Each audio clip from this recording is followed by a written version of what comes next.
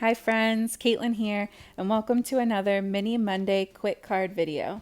Now today I'll be sharing with you how it only took me 44 minutes to make this entire mess. It's gonna be fun. So this is my first time making a full shaker panel card, and the original inspiration came from AmyR over at Prairie Paper and Ink. I've watched so many of her tutorials of her making this style of card, and it just looked like so much fun. And sometimes I think it's easy for us to get kind of stuck in a rut, and so today I really wanted to experiment and try out doing something new. Speaking of new, this was also my first time using these stamps from Pawsome Stamps. This is their Spooky Cupcake stamp set, and it is absolutely adorable. But the main inspiration for this card is actually sitting up there in the left corner, and that is their new Hocus Pocus sequin mix. And it is a stunning mix of this like oil spill kind of blend of purple, blue, and green, and it's absolutely amazing. Also, to be fair, none of these were sent to me. These are all my own thoughts. I bought these with my own money. I'm telling you, it was money well spent. So just to recap everything that's happened so far, I ink blended my background with the Distress inks in Prize Ribbon, Chip Sapphire, and Dusty Concord. And then I used My Favorite Things Wonky Dots background stamp to stamp out with Black Soot Distress Oxide so that it would be nice and opaque over the other ink blending that was already done.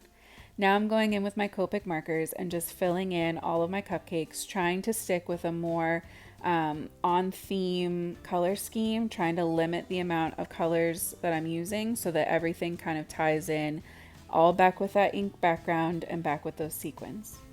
That's why all of my cupcake wrappers are all the same kind of gray tone, and everything else kind of has one or two other things that are the same color, with the exception of the cake part of that pumpkin cupcake.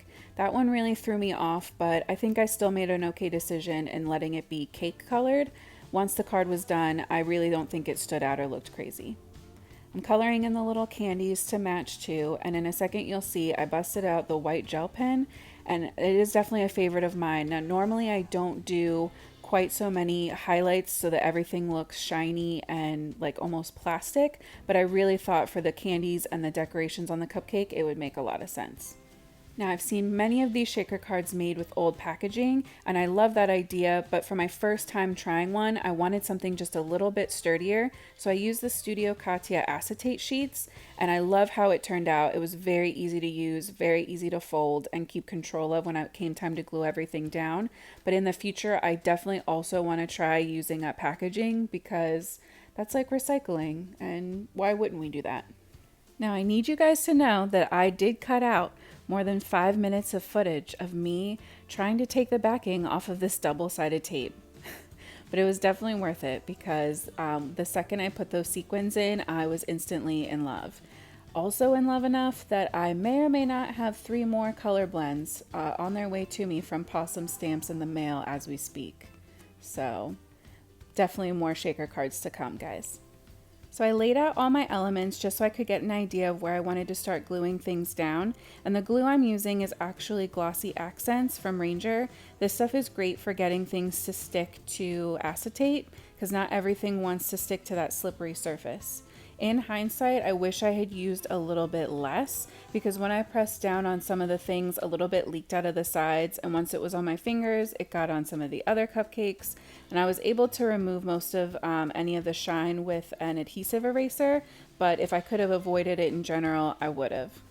So my sentiment went onto a die cut banner that I ink blended and then did some white heat embossing on so that that Happy Halloween would really pop off of the background and stand out against all the dark colors I had used so far. As usual though, all of the very specific details for the products that I've used, including links when possible, will be listed in the description box below. I'm so glad that I tried out this technique and that I was able to share it with you. I hope it encourages you to try something new as well. I'm so grateful for all of my subscribers so far, and if you're new here, please click that subscription button so you can hang out with me and get even more crafty inspiration. I post new videos every Friday and sometimes Monday too. I hope you have a great day and happy crafting.